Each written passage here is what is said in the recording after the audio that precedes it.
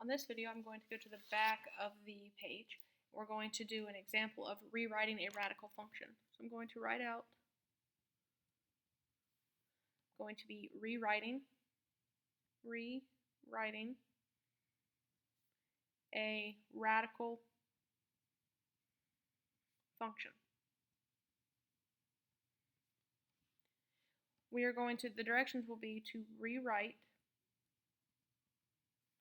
y equals the square root of 9x minus 45 and then plus 7, so we can easily determine the transformation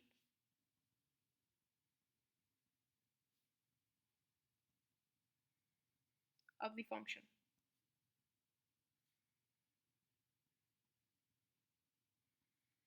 So I'm going to rewrite the problem, just the equation. So I would rewrite this in blue. So y equals the square root of 9x minus 45 and then plus 7. Now the reason I rewrote it is so that I can work with it. I know that we need to have it in the format of y equals a times the square root of just x plus or minus something.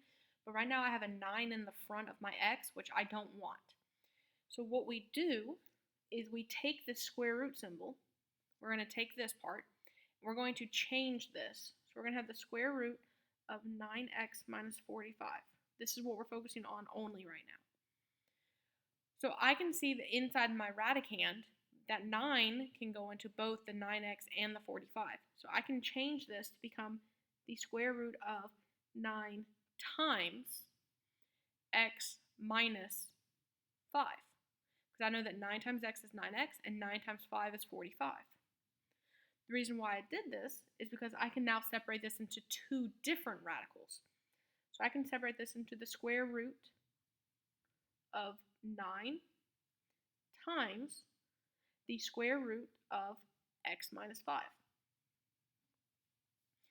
The reason we did this is because we can take the square root of 9. The square root of 9 is 3. And we keep that times. Now I have just a simple x inside of this radical, which will help us determine our h and our k values. So we cannot take the square root of x minus 5 because this is a subtraction. So we're going to keep it as the square root of x minus 5. Now we have a value out front, and we have a simple x plus or minus something. The other value, that plus 7, we never touched, and one of the great things about it is you don't have to. We just bring this plus 7 down, and now we have the entire equation. So we can rewrite this as y equals 3 times, so that's just going to be 3 in the square root of x minus 5. Then we have plus 7 on the outside. Now this is in the same format we're used to of finding our a, h, and k. So transformations. To find those transformations, without having to graph this, we again determine our a, h, and k. So our a value is 3. Now that's a positive, so I'm going to put plus. A value is also equal to a 3. The h value, now that it's just an x plus or minus something, it's x minus the h value. So h is 5, that positive 5.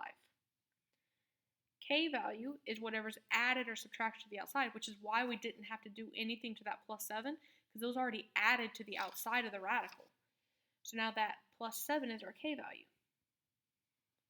Now we can determine our transformations.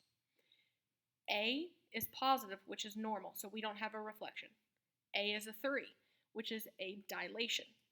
So we're going to dilate, which in this case is a vertical, it'll be a vertical stretch because a value is bigger than 1. So a vertical stretch of 3, because that's what we're dilating by. So you can say it by a factor of 3.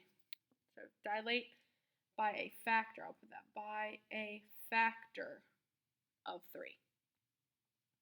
We will also translate h is something other than 0, k is something other than 0. So we're going to translate both horizontally and vertically. So we're going to translate.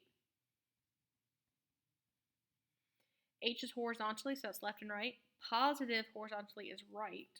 We're going to say right, and it's moving 5 spaces to the right. Vertically, positive is up, so and up.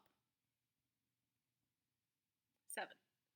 So again, we rewrote the original function so that we could easily determine the transformation. So we needed to figure out the actual a value.